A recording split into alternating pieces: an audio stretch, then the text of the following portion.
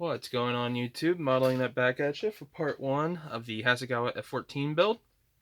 So this is basically one night's worth of work. I'd just done about 30 minutes worth of work the first day on the seats, as you can see. Looking pretty good. And they're not resin quality or anything like that, but with the PE loops there on the top, really pretty easy assembly. 2 parts. I'm not going to worry about filling the seam because again, that'll be hidden later. I think these will come out looking pretty good. So set those back out of the way. The next day came back and basically just started on the bigger part of the build, which was last night. And kind of already ran into a goof, I guess you could call it. Learning on this one, luckily I have, I think, like 6 or 7 other Tomcats. So I'm going to take the information I'm learning here and apply it to those. But the cockpit, first thing it tells you to do, go ahead and put in all of the PE, painting it black. Why in God's name they thought that was a good idea, I don't know, because then you have to come in and spray this whole thing in a gray color. So, to be honest, spray the gray, then come back with the panels already painted black off the sprue. That's what I'm going to do on my next build. But this one, kind of stuck with where I'm at. So, did go ahead and get the front gear bay all assembled and just attached in there, ready to go. Went ahead and also glued it to the base of this just to give a good hold for when I'm spraying the top color. I can do that, and then I can hold the top while I'm spraying the white. So that is a nice little build. Went ahead and kind of jumped around as well. So I've got both of the inlets pretty well done. I got some cleanup to do with the flash and ejector pins, things like that. But overall, got the 2 airways loaded in, things like that. Now, as you can see, I went ahead and left this one in place. I did have to use a peg just to hold it in place for a night to dry. So know that, there are aspects of this build you're just going to have to let this thing sit for 24 hours to cure hard as a rock, or use some sort of super glue, because otherwise it's just not going to turn out. Same with this here for the lower gear base. So this part here and here are separate. They fit in right against here. Of course, big thing with this kit, ejector pins. There's an ejector pin on the back side here. Went ahead and also sanded the backside back here off. That way I could do that. So just a quick live test fit. Again, probably won't fit that great with the with all the extra flashing and things like that, but yeah, I was gonna say, definitely will need to clean the flash off before fully fitting it, and it might help if I am on the right side as well. So overall though, not a bad looking intake. It does also have the intake wells that will go to the first stage compressor blades. Got those assembled last night as well. For these, I used a little trick, kind of a first time attempt with these, and I really like how they turned out. The intakes aren't super smooth seamless, but at the same time they're seamless in the fact that the seam line is gone.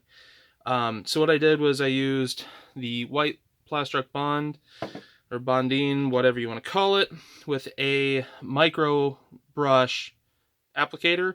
I have found that, I got like a cheap 400 count off of Amazon.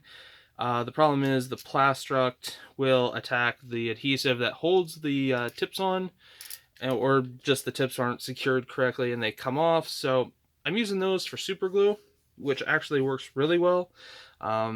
Did that with my last build and that turned out great. But I'm using that just as a tack, I should say the white one here as a tack. It's a really quick setting glue, again, if you're just using a small little dip like what you have on there. And then I used, again, some cheaper, larger brushes. These I'd picked up again off of Amazon, like 400 for, I think these were like 10 bucks or something like that. But the nice thing about those is they hold a little bit more glue, and I just basically just took the bud and just went back and forth all the way down it.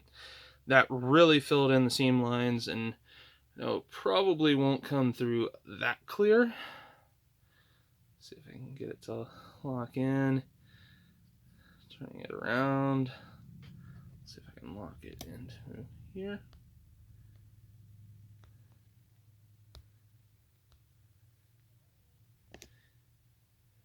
Yeah, not sure if you can tell or not, but again, I mean, it's not the cleanest looking intakes in the world, but seeing how far back, seeing these will be sitting like all the way back here, like just drop this in for posterity's sake, but like it's not gonna be as visible again in the lead up to the first stage compressor, so I'm not that worried about it. As you can see, also I did have to peg these with some just normal closing reverse pliers. That allowed the glue to cure on this last night as well. So the last little bit that I got done is the nose gear. There are two indentions that you can see here. There's cutouts here, cutouts here. Well, those cutouts are to fit around a couple of lumps on the inside of the cockpit. However, as you can see, the photo etch sticks out. Not going to say that I'm doing it the right way. I'm just saying I'm doing it this way on mine. I just went ahead and cut these out. And so this is not going to look as pretty.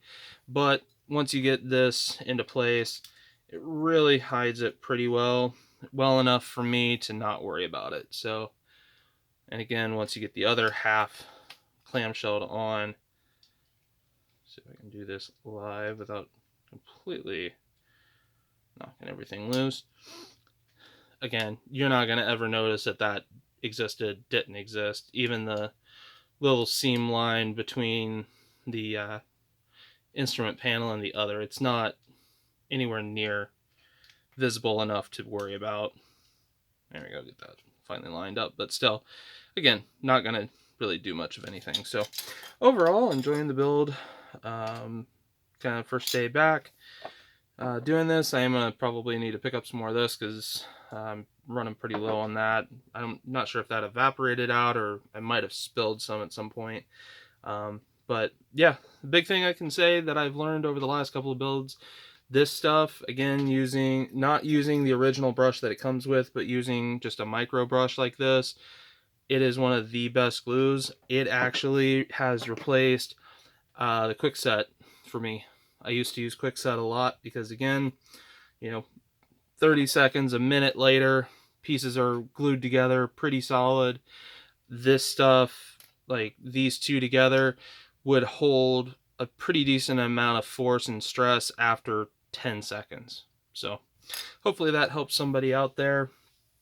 I have come back though, usually, or I should say I have come back in cases like with these here that I had to peg, and also especially on the main intake chutes here, I went ahead and just ran standard Tamiya extra thin.